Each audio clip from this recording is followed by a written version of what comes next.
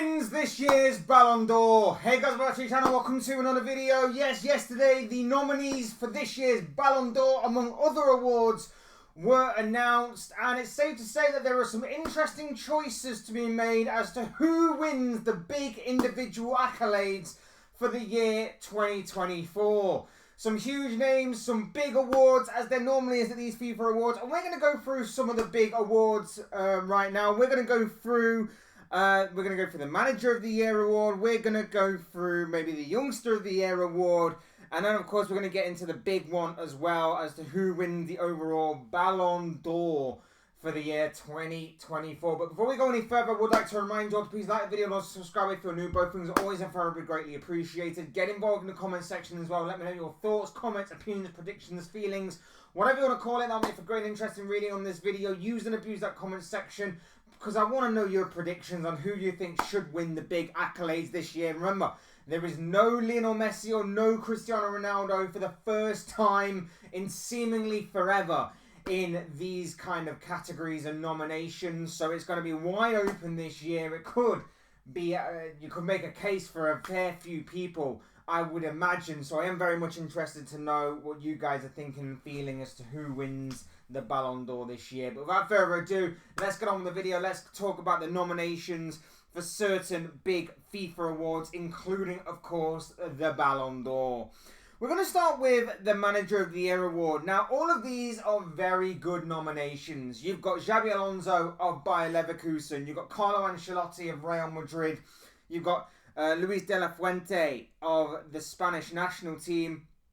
Gianpiero Gasperini, Pep Guardiola, and Lionel Scaloni of Argentina. All worthy nominations, and you can easily make a case for each and every single one of them. Ancelotti, the league, La Liga and Champions League double. De La Fuente, the European Championships with Spain. Gasperini, that incredible Europa League triumph with Atalanta. Pep Guardiola winning the Premier League title for the 4th year in a row.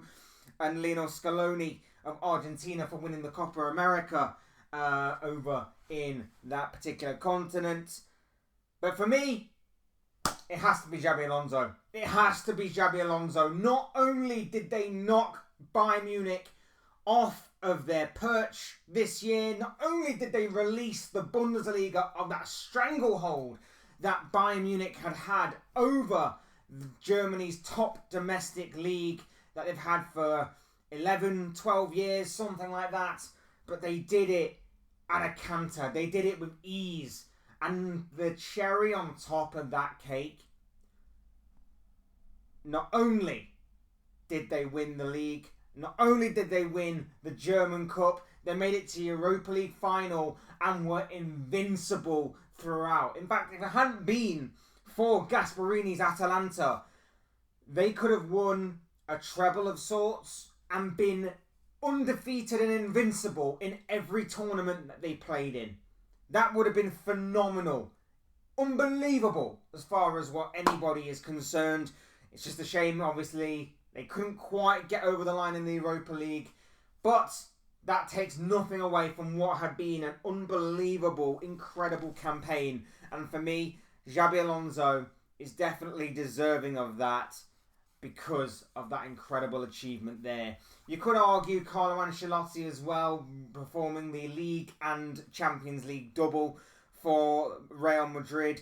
He could also be a very close contender, but for me, going unbeaten in a season is incredible, and knocking Bayern Munich off of their perch is also a phenomenal feat that, for me, Xabi Alonso should take immense amount of credit in. We're going to next go to... Actually, let's go to the Yashin Award, because, yeah, I'm not entirely happy about this once again. Once again, Alisson Becker is left out. The best goalkeeper in the world, in my opinion, is not even nominated, which I find an absolute joke. But we do have Diogo Costa. We have Gianluigi Donnarumma. We have Gregor Kobel. We have Mike Maignan of AC Milan. I can never pronounce his name properly. Andre Luinin, Georgi Mamadashvili, of course, Valencia, obviously future Liverpool goalkeeper, Emi Martinez, Unai Simon, Jan Sommer, and Rowan Williams. Bit open, this one. You can probably make a case for the two national goalkeepers that won their teams their respected continental tournaments this year. You can probably argue Emi Martinez of Argentina. You can probably argue Unai Simon of the Spanish national team, of course. I think either of those probably going to win it. I think it's a bit open this year. I think you can make a fair few cases for quite a few of these goalkeepers, to be honest. But I probably would suspect one of them two will go on and win that particular tournament. So it's probably going to come down to one of them two. I think Martinez probably just about edges it, given, and I know it shouldn't really come down to this, but not just this past year with the international team, but of course maybe previous years. And also he was a big help and a big part of Aston Villa as well, achieving Champions League football for this season with a 4th place finish for Aston Villa this year. So I feel like Martinez probably just about edges it in this one, but again, it could be open for debate. The Copper Trophy, the young player of the year. The nominees are Pau Kubasi. I can never pronounce these names. Oh my god, I'm so terrible. I do apologise. Alejandro Garnacho of Manchester United. Arda Güler of Real Madrid. Karim Konate, Kobe Mainu, João Neves, Savinho, Lamine Yamal, Warren Emery, and Matthias Tell. You could make a case for Kobe Mainu and the incredible rise that kid has had this past year. But I think achievements in this competition and in these kinds of competitions speak louder. And Lamine Yamal has had a pretty good season with Barcelona. And of course, in the European Championships this year, he absolutely blitzed the tournament. He was absolutely phenomenal in that tournament, and it really was a sort of statement made by this 16-year-old. And that's where I think this trophy is going to be going. João Neves has had an incredible time with Benfica, of course. Savio obviously got his move to Manchester City. Kobe Mainoo's rise has been incredible. Arda Güler also had a decent European Championships as well with Turkey. But for me, Lamine Yamal is where this competition is heading. I personally believe. I think the incredible story that would also bring would be fantastic for FIFA, and that's why they're going to give it to him. Not just because of that, but also his good season and obviously his fantastic European Championship campaign this past summer. And now we move on to the big one. It is, of course, the Ballon d'Or, and the 30 nominees are Jude Bellingham, Hakan Çalhanoğlu, Dani Carvajal, Ruben Diaz, Artem Dovbyk. I'm so bad with pronouncing names. I read it like, what? Phil Foden, Alejandro Grimaldo, Erling Haaland, Mats Hummels, Harry Kane, Toni Kroos, Ademola Lookman, Emiliano Martinez, Lautaro Martinez, Kylian Mbappe, Martin Odegaard, Dani Olmo, Cole Palmer, Declan Rice, Rodri, Antonio Rudiger, Bukayo Saka, William Saliba, Federico Valverde, Vinicius Junior, Vitinha, Nico Williams, Florian Wirtz, Granit Xhaka, and Lamine Yamal. Again, incredible, phenomenal bunches of talent. The first year, like I said at the top of the video, the first year in a number of years where the likes of Cristiano Ronaldo and or Lionel Messi have not been nominated for the Ballon d'Or, and rightfully so. It marks a new era and a new chapter in the life of not just football, but the Ballon d'Or itself. And for me personally, I think in my belief, it should be Rodri. And I've been campaigning this for a number of years. I have said it should have been Rodri last year. I have said it should have been Rodri probably the year before. That guy is phenomenal. That guy is insane. He helped spearhead or lead Spain to a European Championship final. Unfortunately, got injured in the second half of that game of the final, but Spain still went on to win it, and he was a big part of obviously Spain getting that far in the first place. He helped Manchester City towards a Premier League title this year.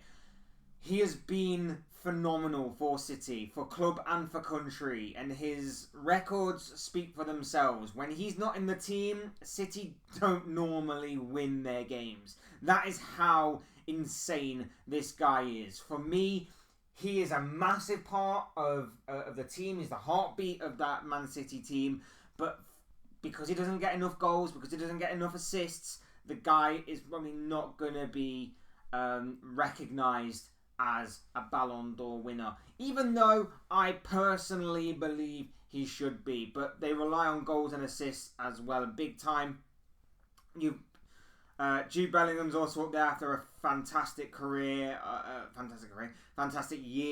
of obviously winning the double with Real Madrid. Dani Carvajal, if you're going to go on what a player has basically won, and he was obviously a big part of Real Madrid's League and Champions League double this season, as well as obviously winning the European Championships, you could potentially make a case for that. And it wouldn't honestly surprise me if FIFA did go off of just pure achievements alone. But for me, I'd give it to Rodri, but I personally think FIFA are going to be looking at a certain Vinicius Jr. to finally get the recognition he deserves. And you know what? I don't blame them in all honesty, because I think this guy has been pretty underrated for the past few years now. I think he's constantly been overlooked and underrated and underappreciated by these kinds of people that give out these awards.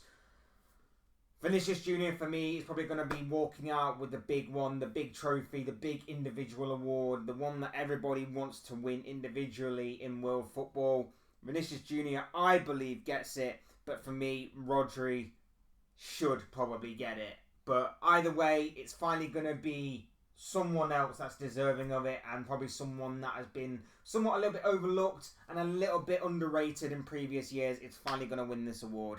For me, like I say, it's got to be Rodri, but I feel like FIFA are going to give it to Vinicius Jr. for a fantastic career. Again, an individual season of pure brilliance from the Brazilian winger. And of course, adding the layer on top of the cake of winning the Champions League and La Liga as well. But as long as it's one of them two, I think it is well deserved. I think it's well deserved as long as it's one of them two. You could maybe argue Bellingham, but maybe his time hasn't come yet. Maybe that will happen in a year or two down the line.